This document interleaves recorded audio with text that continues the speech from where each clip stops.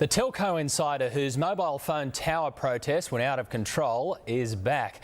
Now, he drove a tank down city streets, destroying transmitters to highlight what he saw as dangerous tower emissions. Now, of course, he was sent to jail for that, but the former technician hasn't changed his mind about the health effects of mobile phone towers, and he's preparing another protest.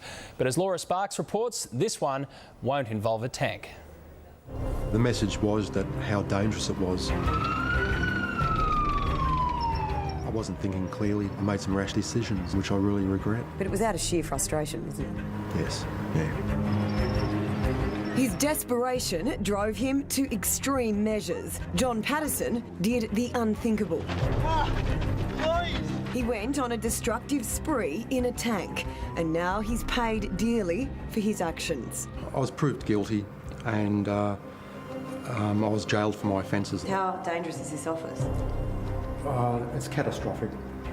You wouldn't work here. We first met John, a former senior telecommunications technical officer with Telstra, more than 2 years ago. Back then, he was waiting to be sentenced, facing a jail term for his tank attack. I was involved in rolling the technology out. I was very responsible for any safety things that actually happened.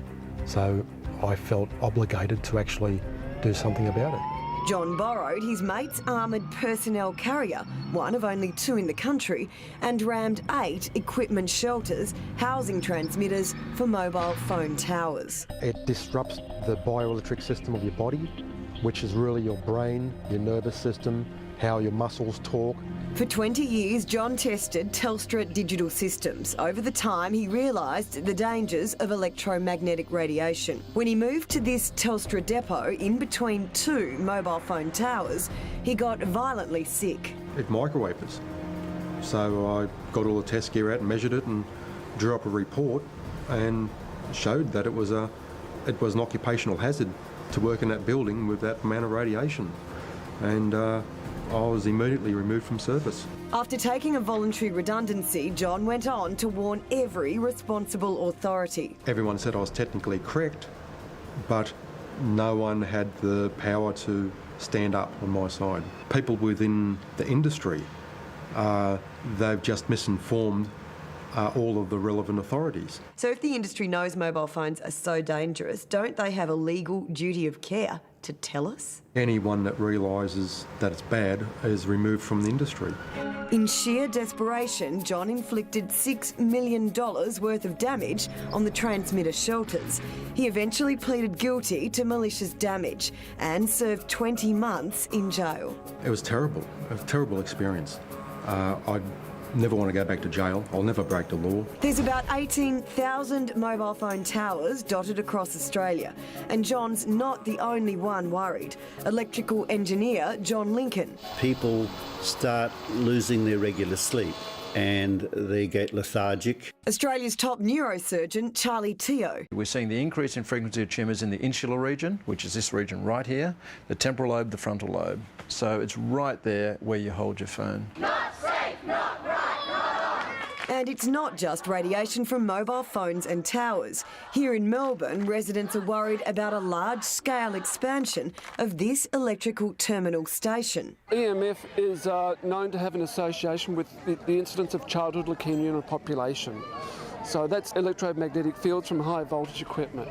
The Australian Communications and Media Authority says there is no substantiated evidence on adverse health effects from mobile phone towers or mobile phones. But John says it's the accumulation. We're in Sydney Basin, there's probably 10 million phones in Sydney Basin. Then there's all the Wi-Fi is used. There's all of the communications, radio, TV, everything.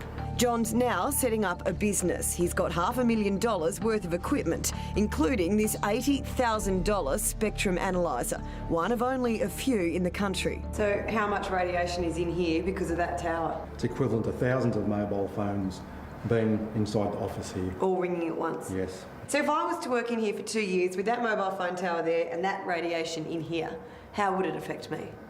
Worst case scenario, bowel cancer, liver cancer, lung, heart, brain problems.